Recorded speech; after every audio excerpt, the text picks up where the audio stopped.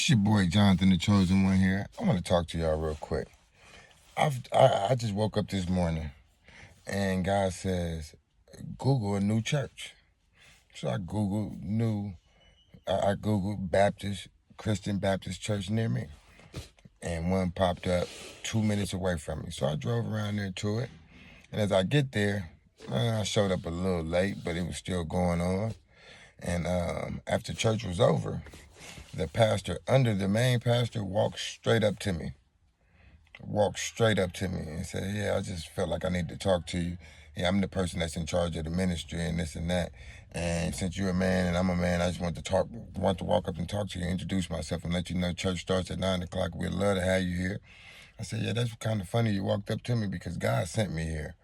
I just Googled this church and pulled up right around here and I can see the anointings on the pastor. He said, yes, this church is the church. And I'm looking at him and I'm letting him know. I said, yeah, God is doing a lot of things through me too, and this and that. And there's a lot of things that I could bring to the table to this church. I think God is bringing me here to help out. And he says, yeah, be here next Sunday. And next Sunday is our new members service for new members. It's kind of weird. I went today and they're talking about new member service next Sunday. And I just kept sitting there listening to him. And as I'm listening to him, he can see it on me.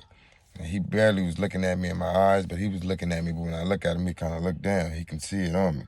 So when I told him about the anointings on me, he can see it. I didn't make him nervous, though. I didn't make him nervous, and that's what I liked. Whenever you walk into a church and you make people nervous, it either could be two things.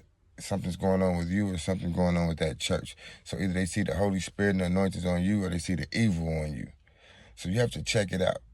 It's all about what's being seen from the other eye.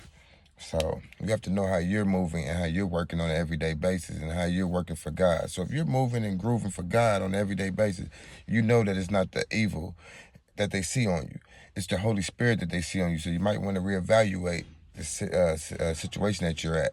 You might want to reevaluate that church because they see something on you that's not adding up and matching to them. It's not resonating with their spirits. So you have to ask yourself, why is my spirit not resonating with theirs? What's going on in here? Because I know I'm with the Lord. So automatically their spirits resonated with mine immediately. The pastor walked straight up to me and talked to me immediately. He was pointing at me and telling me, hey, come here. So I'm quite sure that he has the anointings, he has the gift of discernment, and he can see what's going on. He walked straight up to me. I didn't walk up to him. Normally I would walk up to the pastor. No, this guy walked up to me. So by him walking up to me made me say, okay, maybe this church has the anointings that I need.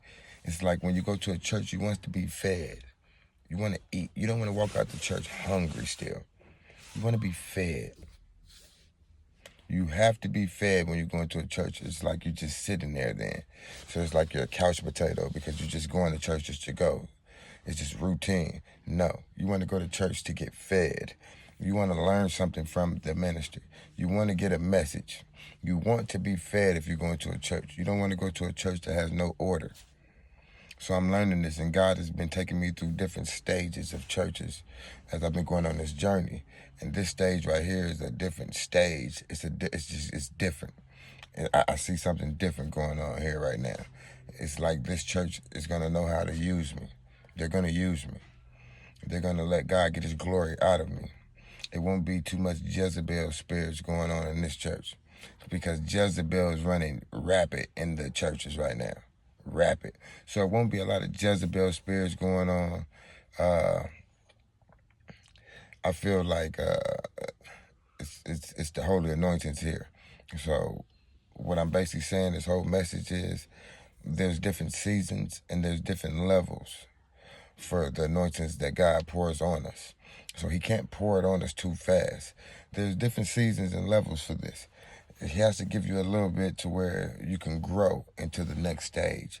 And you grow into that next stage. And you grow into that next stage. He can't just take you from point A to point E or F. He has to take you from point A to B to C to D to E. He can't just go from point A to E or F because the anointings will be confusing to you.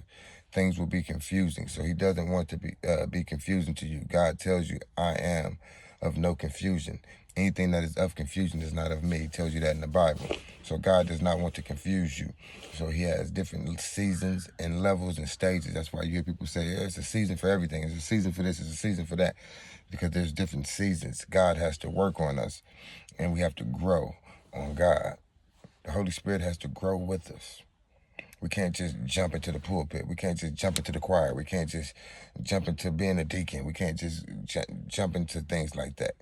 God has to grow us into it, and then he'll release us when it's time. So we don't want to be jumping out too soon and moving prematurely.